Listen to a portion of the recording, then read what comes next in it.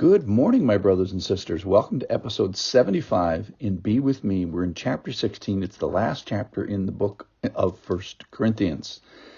And today we're going to receive Paul's response to a question that the Corinthians had. Now, they apparently gave Paul some sort of a list of questions or wrote him a letter or something, and they asked good questions. They asked about sex, and they asked about marriage, and they asked about people, and then they asked about money. So here's a little section, 4 verses, where he they're addressing the topic of money. This is from 1 Corinthians chapter 16, verse 1. Now concerning, he's referring to this letter or question that they had. Now concerning the collection for the saints, as I directed the churches of Galatia, so you also are to do. On the first day of every week, each of you is to put something aside and store it up, as he may prosper, so that there will be no collecting when I come. And when I arrive, I will send those whom you accredit by letter to carry your gift to Jerusalem. If it seems advisable that I should go also, they will accompany me. So we have just one of the most clear, concise passages about giving in the New Testament. If this is all you knew about giving, this would be enough. So Paul is on his 3rd missionary journey, and he is residing in Ephesus for a number of months, and he's writing back to the Corinthians, who he met on the 2nd and the 3rd missionary journey. He's writing this letter sort of across the Aegean Sea.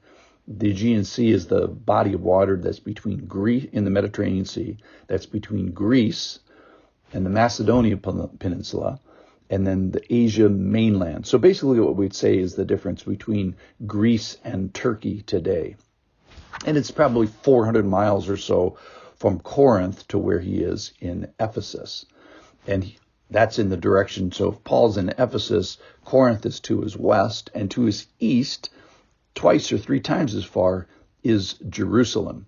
So this money that's going to come to the poor saints in Jerusalem is going to have to go, more than 1,000 miles. So he's collecting, and this probably refers to Galatians chapter 2. He's going to refer to actually the people of Galatia, and what he told them is remember the poor in Galatians 2:10, and bear one another's burdens in a financial sense.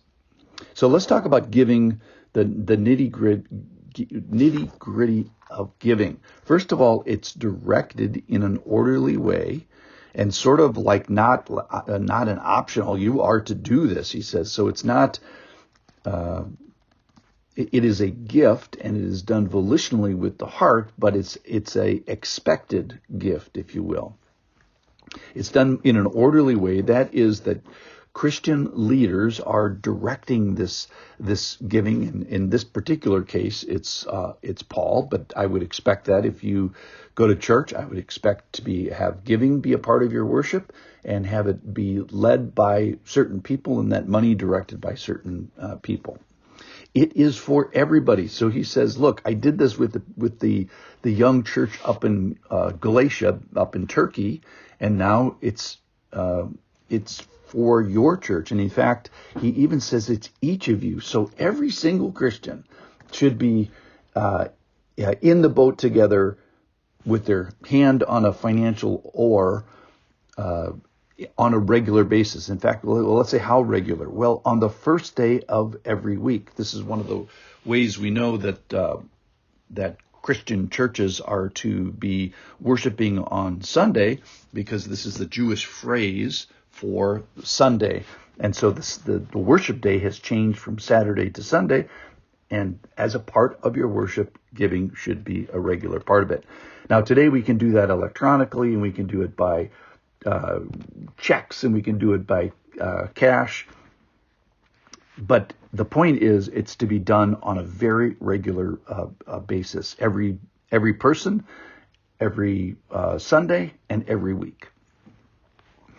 Now, it shouldn't be kind of a random thing like, oh, poof, I got to got to give on Sunday because they plan to do it here. You plan to put it aside on this day. So there's a mental process that goes into this, and then there's no surprises. So I'm just wondering about the guy with the sign that you may drive up to in your city. And I would ask this question: is there any good giving that's done outside of a car window to a guy with a sign? Now, I'm not saying you shouldn't be giving to the poor. In fact, that's kind of the point here, is yes, you should be giving to the poor, but then it becomes an issue of stewardship and wisdom. So let's say you have, X amount of dollars to give to the poor, then you need to figure out, as a discerning giver, what is the best way to give to the very poor in your community and in other communities. So you want to be giving to an organization or a process where it takes into account work, and it takes into account addiction, and it takes into account care and housing for these people. So I'm not so sure that can be done outside of a car window. Then it has to do with being saving. So it says, I want you to put this aside and save this stuff.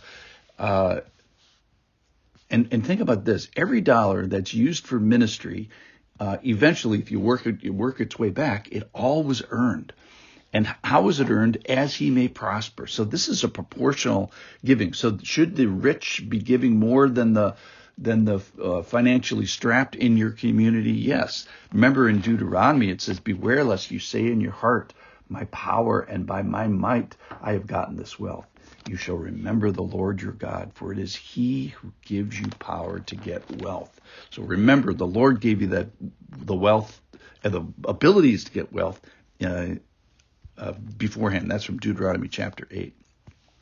And then I like this, is they said, when I come to visit, I don't want there to be any collecting. That is, I think what he's saying is, I don't want you to be pressured to show off when you get a visiting Christian dignitary or something. So this is sort of very planned and orderly. And then he serves to protect the money. And he says, let's send it with audited people, represented in an authoritative way by a letter, and let there be more than one of them. So you're not going to have one guy running off and stealing it. So there's a plurality of protection. And he says, if I need to add my protection to that. So we find here in this giving situation, it's directed, it's orderly, it's done by everybody, it's done regularly, it's done in a planned way, it's done by saving, it's done proportionally as the Lord has prospered, it's done in a non-pressured way, and it's done to protect the giver. Thanks for listening. Be a giver today.